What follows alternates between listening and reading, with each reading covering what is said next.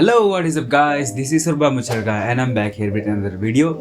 सो आज हम आपके सामने लेकर आ रहे हैं सीजीएल 2024 की एक अच्छी पोस्ट के बारे में। हम सारे डिटेल्स आपके सामने लेकर आएंगे आज, जो कि है ऑडिटर इन सीएजी। सो इस पोस्ट के बारे में हम आज आपको सारा डिटेल्स देंगे, फ्रॉम पोस्ट प्रेफरेंस फिलअप से लेके आपको कौन सा ऑफिस अलॉट होता है, वहाँ से लेके डीवी से लेके वर्क प्रोफाइल से लेके सैलरी से लेके प्रमोशन से लेके सब कुछ हम आज आपके साथ शेयर करेंगे। तो बने रहिए इस वीडियो के एंड तक ताकि आपको सारी डिटेल्स अच्छे से मिल पाए। सो गाइस, वीडियो शुरू करने से पहले मैं अपना परिचय आपको दे देता हूँ। मेरा नाम है Priyam Majumdar. I am currently working as an auditor in office of the principal accountant general of Mizoram. मैं सिलेक्ट हुआ था एसएससी सीजीएल 2022 से, जिसके पहले मैं आरआरबी एनटीपीसी 2019 से सिलेक्ट होकर रेलवे में भी 1 साल काम कर चुका हूँ as an accounts clerk. So guys, सबसे पहले हम बात कर लेते हैं पोस्ट प्रेफरेंस और स्टेट एलोकेशन के बारे में।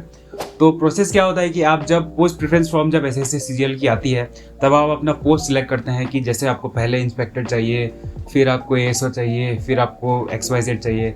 उसके हिसाब से अगर आपको इवेंचुअली ऑडिटर अलॉट हो जाता है, उसके बाद आपको क्या करना होता है कि आपको सीएजी वेबसाइट में एक फॉर्म आता है जो कि आपका रहता है state allocation form. State allocation form में आपको करीब 25 या 26 ऑप्शंस रहते हैं। वहाँ पर आपको अपने प्रेफरेंस के हिसाब से स्टेट डालना होता है कि मुझको सबसे पहले ये स्टेट चाहिए, फिर ये स्टेट चाहिए, फिर ये स्टेट चाहिए। उसके बाद क्या होता है कि आपके जो मार्क्स आए हैं और आपकी जो ऑल इंडिया रैंक आई है सीजीएल 2024 में, उसके अनुसार आपको स्टेट अलॉट होता है।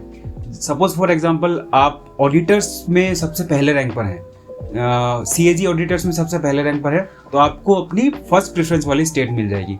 उसी तरह सेकेंड, थर्ड, फोर्थ वाले को अपने हिसाब से, अपने रैंक के हिसाब से उनको स्टेट अलॉट की जाती है। तो गाइस, ये हो गया पहला स्टेप जो कि था post preference and state allocation.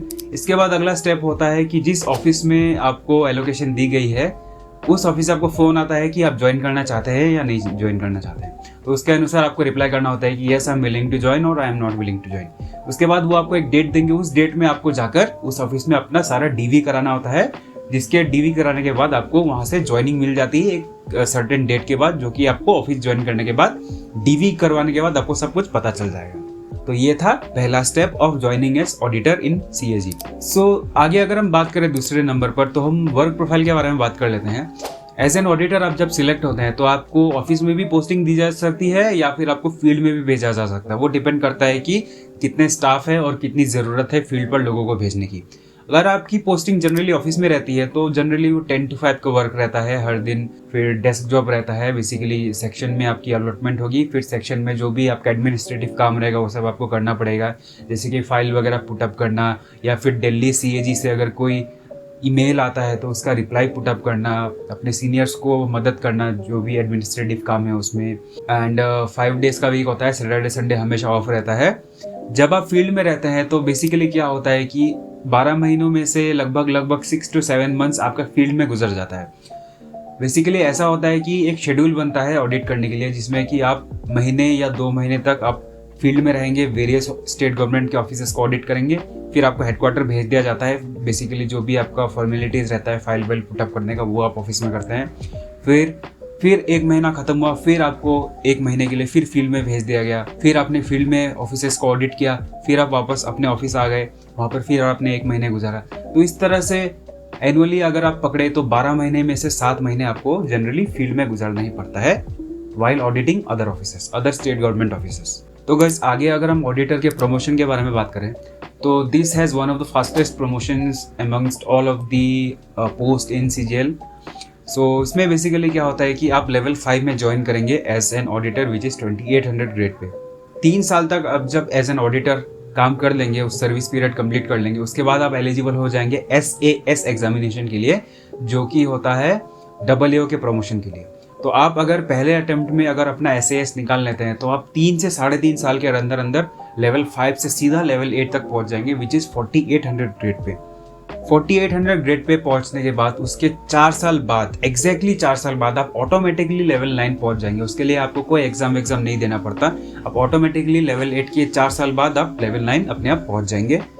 Level 9 से जो आपका अगला प्रमोशन होता है वो होता है लेवल 10 के लिए, which is the post of senior auditor.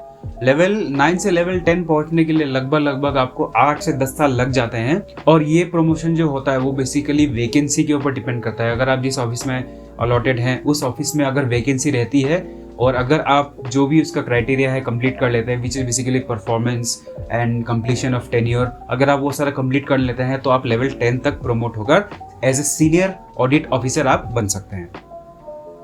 Maximum cases में क्या होता है कि लोग सीनियर ऑडिट ऑफिसर पर ही रिटायर कर जाते हैं अपना professional career.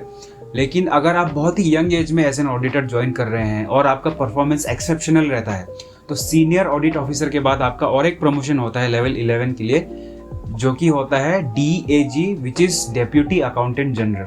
Rare to rare cases में आप एज ए DAG तक पहुंच सकते हैं अगर आप एक्सेप्शनल वर्क परफॉर्मेंस रहता है आपका और आप बहुत ही यंग एज में अगर ऑडिटर ज्वाइन करते हैं, सपोज 21-22 की एज में अगर ऑडिटर ज्वाइन करते हैं तो आप लेवल 11 पर अपना रिटायर कर जाएंगे। और गाइस और एक मैं आपको इन्फॉर्मेशन देना चाहता हूँ कि जब आप लेवल 5 से लेवल 8 तक पहुँचेंगे तब SAS देने के बाद आपके पास एक ऑप्शन रहता है विच इज़ कमर्शियल एग्जाम पास करने के बाद आपके पास ऑप्शन रहता है कि आप जिस ऑफिस में अलॉटेड हैं उस ऑफिस से आपके पास दूसरे स्टेट के ऑफिस में जाने का ऑप्शन रहता है अगर वहाँ पर वैकेंसी रहती है। तो ये ट्रांसफ़र आपके पास सिर्फ 3 साल बाद ही ऑप्शन अवेलेबल रहता है। इसके अलावा बाकी दूसरा ऑप्शन रहता है बेसिकली आपके म्यूचुअल ट्रांसफ़र्स या फिर स्पाउस ट्रांसफ़र्स। म्यूचुअल ट्रांसफ़र आप कभी भी अप्लाई कर सकते हैं, लेकिन स्पाउस ट्रांसफ़र्स के लिए आपको 3 साल की सर्विस कंप्लीट करनी पड़ेगी, उसके बाद ही आप स्पाउस ट्रांसफ़र के लिए एलिजिबल होंगे। तो गाइस आगे अगर हम बात करें सैलरी के बारे में तो स्क्रीन पर आपको एक सैलरी स्लिप दिख रही होगी जो कि मेरी खुद की सैलरी स्लिप है, दिसंबर महीने की सैलरी स्लिप है।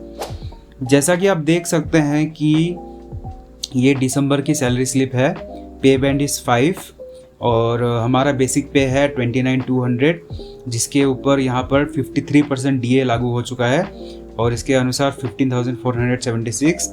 चाहे मुझको 10% मिल रहा है क्योंकि मैं अभी Z सिटी में तैनात हूँ और ये जल्दी ही Y सिटी में तब्दील होने वाला है। इसकी कुछ इन्फॉर्मेशंस आ रहे हैं। ट्रांसपोर्ट अलाउंस आप देख सकते हैं 2754, फिर स्पेशल ड्यूटी अलाउंस 2920 जो कि आपको मिलता है अगर आप नॉर्थ ईस्टर्न स्टेट्स में अगर आप अलॉटेड होते हैं एज एन ऑडिटर तब आपको स्पेशल ड्यूटी अलाउंस मिलता है विच इज़ 10% ऑफ बेसिक पे। इसके ऊपर आप देख रहे हैं मेरा जो ग्रॉस पे है वो 53,270 है। यहाँ पर आप देख रहे होंगे कुछ डिडक्शंस है, government recoveries, professional tax, CG, GIS, फिर ये एम्प्लॉय टायर 1 ये जो होता है ये NPS का डिडक्शन होता है जो कि बेसिक प्लस DA का 10% डिडक्ट होता है हमारी सैलरी से और CGHS का 250। सो टोटल जो रिकवरीज है 4956 और इस तरफ में है स्पोर्ट्स फी 30 रुपये, एसोसिएशन फी 50 रुपये। इसी के चलते हमारा जो नेट पे बन के आ रहा है वो है 48,234। सो गाइस आज का वीडियो यही तक था। आशा करता हूँ कि आपको मेरा ये वीडियो अच्छा लगा होगा और मेरे जो भी डिटेल्स मैंने आपको दिए इस पोस्ट के बारे में, अपने पर्सनल जो भी पॉइंट ऑफ व्यू है, जो भी मेरा पर्सनल एक्सपीरियंस है वो सब मैंने आपके साथ शेयर किया एज एन ऑडिटर। तो बताइएगा आपको ये वीडियो कैसा लगा। शेयर कीजिए इस वीडियो को अपने दोस्तों के साथ जो कि CGL 2024 में पोस्ट प्रेफरेंस फॉर्म डाल रहे हैं और एज एन ऑडिटर काम करना चाहते हैं। और कमेंट सेक्शन में मुझे बताइए कि आपको कौन सी दूसरे पोस्ट के बारे में जानकारी चाहिए जिसके बारे में मैं वीडियो बना के आपको बता सकूं और सारी डिटेल्स आपको दे सकूं। सब्सक्राइब करिए मेरे चैनल को और लाइक कीजिए इस वीडियो को। मिलते हैं आपसे अगले वीडियो में, तब तक के लिए शुभ रात्रि।